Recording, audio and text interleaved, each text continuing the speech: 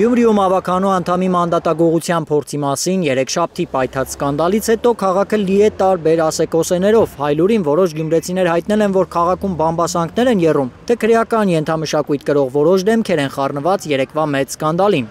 Գյումրեցի քաղաքագետ Գագիկ Համբարյանն ասում է, ինքը նույնպես լսել է այդ շշուկների մասին։ Ըստ Գյումրիում տարածված լուրերի այդ ամենի մեջ ներքաշված են ենթամշակույթ կրող անձինք, ասեկոսեների մագարտակ է, բայց ամեն դեպքում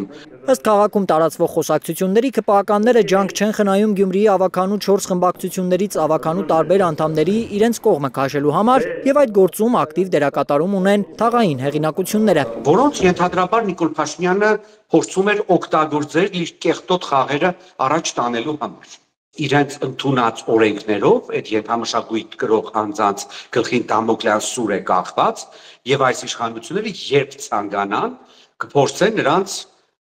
նետել բանդեր։ Հիմա ըստ քաղաքագետի ավականու կին անդամներն են ԿՊ-ի թիրախում։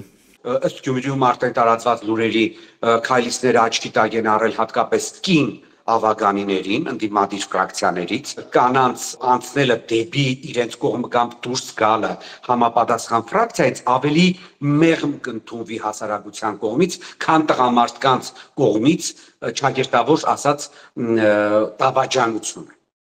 Իսկ ինչի ճակերտավոր են բարի բուն իմաստով դավաճանությունը։ Հենց դավաճանի պիտակի մասին էր ակնարկում մեր քաղաքը դաշինքի առաջնորդ Մարտուն Գրիգորյանը երեքշաբթի խորհրդարանում, երբ խոսում էր ավականու մանդատից հրաժարված Կարեն Բադալյանի մասին։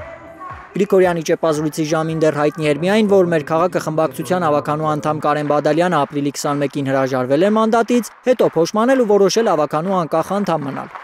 Ըստ տարբեր գնահատականների նրա միջոցով ԿՊ-ն փորձում էր ավելացնել իր մանդատների թիվը։ ԿՊԱ-ականներն են տարբեր ճնշումներով Բադալյանին ստիպել հետ պահանջել մանդատը, ասում էին գյումրեցիները։ Քաղաքը փոքր է, տեղեկատվությունը շատ լուրերն ու բամբասանքները շատ արագ են հասնում բոլորիս, բնականաբար ճնշումներ եւ այլն քաղաքական թեմաներով ճնշումներ եղել են այդ ամենը, բայց այն, որ իր հեռախոսը անհասանելի է եղել եւ որևէ կերպ նա մեզ այդ կապ չի հաստատել եւ այլն, դա հաստատ է մինչեւ այս պահը։ Մեր քաղաքը դաշինքի անդամները կենտրոնական ընտրական հանձնաժողովին էին մեղադրում ԿՊԱ-ականների ծրագրին աջակցելու համար։ Ըստ նրանց ընտրատարածքային հանձնաժողովը ձգձգում էր ավականու անդամի ինքնաբացարկի արձանագրությունը կազմելու նիստը։